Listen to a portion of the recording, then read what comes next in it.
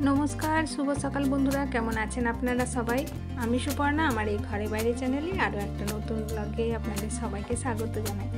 আজকে না কালকে থেকে বৃষ্টিটা একটু বেশি হচ্ছে, কালকে অত বৃষ্টি হয়নি। তো ভোরবেলা ঘুম থেকে উঠেছিলাম, যেই না দেখেছি বৃষ্টি পড়ছে, আবারও শুয়ে পড়েছি। মেয়েকে বললাম আজকে আর স্কুলে যেতে হয় না, কারণ ভিজে ভিজে স্কুলে যাবে, আবার জ্বর আসবে, সামনেই পুজো। তো সে কারণে মর্নিংটা আজকে একটু লেটে হয়েছে। তো আজকে যেহেতু বৃহস্পতিবার পুজো আছে, সে কারণে ঘুম থেকে উঠে তাড়াতাড়ি করে বসি রান্না। আর এদিকে ইঞ্জিনটাকেও চার্জ দিতে হবে, কারণ সারাদিন চলতে হবে। সে কারণে গরম গরম চা দিয়ে ইঞ্জিনটাকে চার্জ করে নিলাম, আর এ পাশে রান্নাবান্না শুরু করে দিয়েছি। তো আজকে সবজি বলতে সেরকম কিছুই ছিল না বাড়িতে, আর কালকেও বলতে ভুলে গেছি। তো আমার এই একটা ভোলা রোগ আছে, প্রত্যেক দিন অফিস থেকে ফেরার পথে জিজ্ঞাসা করে কি আনতে হবে, কিন্তু আমার কিছুই মনে থাকে না। সকালবেলা উঠে যখন রান্না করতে যাই তখন মনে পড়ে, বা যখন খেতে যাই কোনো জিনিস তখন মনে পড়ে ওই জিনিসটা শেষ হয়ে গেছে। তো যাই হোক, কতবার বলেছে লিখে রাখবো, কিন্তু সেটাও আমার আর হয় না। তো এখন যদি সকাল সকাল বলি সবজি আনার কথা, তাহলে তো বকাঝকা খেতে হবে।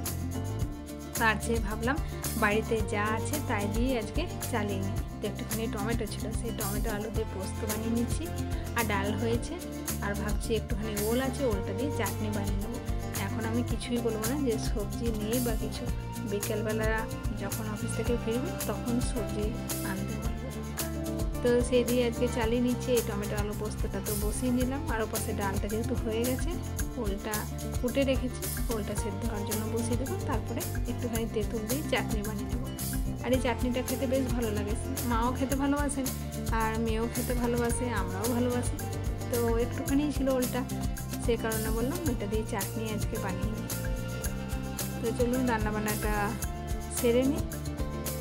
আজকে তো মেয়ে আবার বাড়িতে আছে, ওর জন্য টিফিনও বানাতে হবে। তো ভাবলাম একটুখানি পাস্তা বানিয়ে নেবো, একটুখানি গাজর ক্যাপসিকাম আছে, রান্নাটাকে সেরে নিই, তারপর ওর জন্য টিফিনটা বানাবো। আজকে পাস্তা দেখে স্নান পুজো সেরেই টিফিন নিয়ে বসে পড়েছি। তো টিফিনটা আগে খেয়ে নিই, চলুন। গুড ইভিনিং বন্ধুরা, এখন ঘড়িতে হয়ে গেছে 5টা। তো চলে এসেছি মেয়েকে টিউশনে দিতে। এই বৃষ্টি ওয়েদারেও আসলাম, কারণ কতদিন বা টিউশন কামাই করবে, আর এই টিউশনটা সপ্তাহে একদিনই। এই বৃষ্টি ওয়েদার আর আমি চপ খাবো না, এটা তো হবেই না। তো ফেরার পথে নিয়ে এসেছিলাম গরম গরম চপ। ওয়েট করতে হয়েছিল 15 থেকে 20 মিনিট। আমি তারপরেও বললাম যে না, আজকে আমি চপ খাবোই। তো যাই হোক, চপ মুড়ি খেয়ে এখন বসে পড়েছি গরম গরম চা নিয়ে, কারণ এই ঠান্ডা ঠান্ডা ওয়েদারে চপ মুড়ির সাথে চা না খেলে হবে না। এই বৃষ্টি ওয়েদারটা হয়তো ভালো লাগছে না, কিন্তু এই ঠান্ডা ঠান্ডা ওয়েদারটা বেশ ভালো লাগছে। খেয়েও শান্তি, ঘুমেও শান্তি, কাজ করেও শান্তি। মনে হচ্ছে যেন হ্যাঁ, উইন্টার দৌড়গড়ায় চলেই এসেছে। আবার যখন বৃষ্টি থেমে রোদ্দুর উঠছে, তখন মনে হচ্ছে যে না, এই তো গ্রীষ্মকালকেও হার মানিয়ে দিচ্ছে। তো যাই হোক, এই বৃষ্টির জন্য হয়তো ঠান্ডা ঠান্ডা ওয়েদারটা আছে। বৃষ্টি কমে গেলে আবার হয়তো সে গরম পড়বে। তো আজকের মতো ব্লগটা এই পর্যন্ত রাখছি।